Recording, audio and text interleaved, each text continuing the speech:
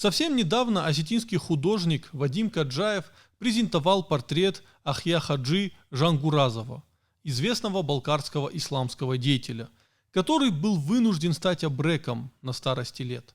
Свидетелем убийства Жангуразова и последующих издевательств над его телом были осетины, которые находились с Ахьей в одном повстанческом отряде. В 1930 году на Кавказе вспыхнули антибольшевистские восстания, которые приобрели особенно ожесточенный характер в Осетии и Балкарии. В Чекале это восстание возглавил Хадимет Медоев, который поддерживал связь с лидером восстания в Черекском ущелье Нухтар-пашой Ацкановым. После разгрома большевиками осетинских отрядов в Чекале и Алагире многие осетины, в том числе и родственники Хадимета Медоева, бежали к Нухтар-паше и пополнили его отряд. В этом же отряде находился и тесть Нухтар-паши Ахья Хаджи Жангуразов со своими родственниками. После долгих скитаний по горам отряд, в который входили балкарцы, осетины, кабардинцы, оказался окружен большевиками. Ахью и нескольких других членов отряда убили прямо во время намаза.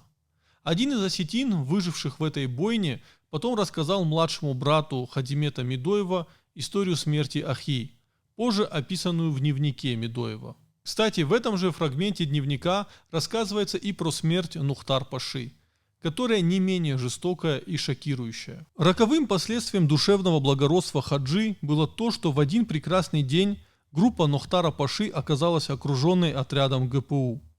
Завязался бой, во время которого Нухтар-паша один убил нескольких советских жандармов. Но в бою погибли Хаджи, его сын и несколько партизан. Победители проследовали через населенные пункты, привязав труп Хаджи к хвосту лошади. Это было не только актом издевательства, но и мерой устрашения жителей. После этого Нухтар-паша стал бродить один. Он свел знакомство с чабаном, пасшим стада в горах и жившим в шалаше. Об этом факте узнала ГПУ и сумела завербовать чабана в качестве агента. Предатель, разыгрывая роль друга, доставлял Нухтар-паше патроны, получая их от ГПУ. Однажды Нухтар-паша пошел на охоту, чтобы пополнить запас провианта.